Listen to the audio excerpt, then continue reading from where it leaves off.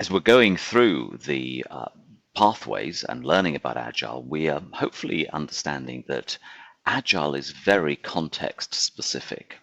And so the most frequent answer in Agile, as was taught to me by my first coach and my first mentor, Simon Rendell, was the answer to every question about Agile starts with the words, "It depends." So let's have a look at why it is that is the case. How many people should we have in an Agile team? Well, it depends. We know that there are some guidelines. We can read from the Scrum guide that it's a certain number, and less is better. We know that probably teams less than 9 is about right, maybe 7, but a team could be 3 people. It could be 2 people. So we have principles in that we want a small team, but we try not to be too prescriptive about the exact answer, and it will depend on the circumstances. The next thing that Simon taught us was the first answer is it depends, and the second answer is, well, let's experiment. In other words, start with a team of, say, 7. Do you need more? Do you need less? Be constantly looking and iterating, finding out what it is that you need.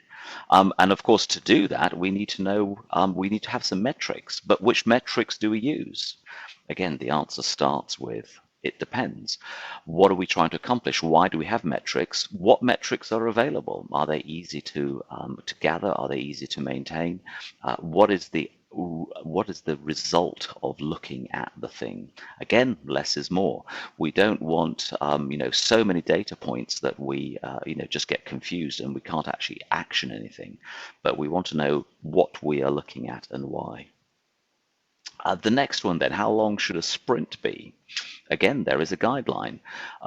Somewhere, a typical answer will probably be somewhere around 2 weeks. It could be probably not much more than 4 weeks, probably not much less than a week.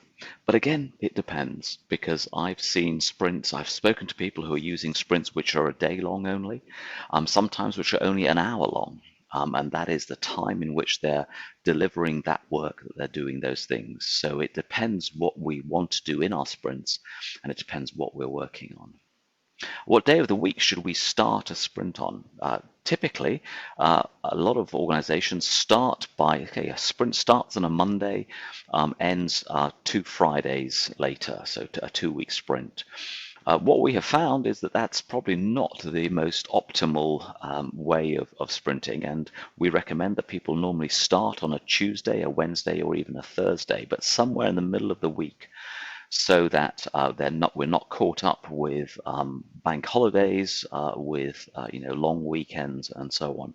Finding that the middle of the week is a good way to do it. But again, when should it start? It will depend on what we're trying to accomplish, how long we're sprinting for, and so on. Sometimes it might be that we want to get started right now. Today happens to be Monday. We want to start sprinting. We've got 2 sprints. We're not going to wait until Thursday. Well, let's get cracking. So again, it always depends. Who should be at the sprint demos? Again, a great question, and the Scrum Guide will give you some guidance on that. But again, it's only a guide, so we need to be mindful that it will depend on the context. And again, experiment, try something. Going back to what day of the week should sprint start on? Experiment. Start with, say, a Tuesday, and see if that works for you. Maybe start with a Wednesday. Maybe you want to move that at some point if whatever you've chosen isn't quite working. If you're working with people in different countries and they happen to work, for example, on a Saturday or even a Sunday, some countries have those, and then they have other days which are the equivalent of our weekend, the days off. Again, all of that will influence how we decide what it is that we're doing. How many items should we take into a sprint? Another great question. Again, it will so much depend on how many people in the team, what you're trying to accomplish, how much focus you need, and so on. So always we need to ask questions before we can give a proper answer. And the same for how do I ever get started in Agile? How would I get started? using Agile. It depends how much you know already. It depends how much you want to know. Do you have, for example, a coach who knows about Agile, who is able to get you started? If so, you probably don't need a whole lot of training and instruction. You can learn along as you go. Get started by looking at the problem statement. What is it you're trying to achieve? And then your coach can help you get started with that. So do I need a coach? Again, it will depend. It's always a good idea to have people that you can bounce ideas off. We in the Agile community, we love to create networks with colleagues where we will sit and chat for, maybe an hour or two a week, or an hour or two a month or so, just bouncing ideas off, getting a feeling for what's going on, and sharing ideas with each other.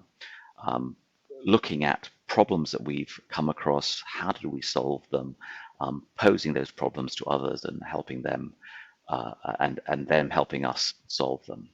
So the most frequent answer in Agile always starts with, well, it depends.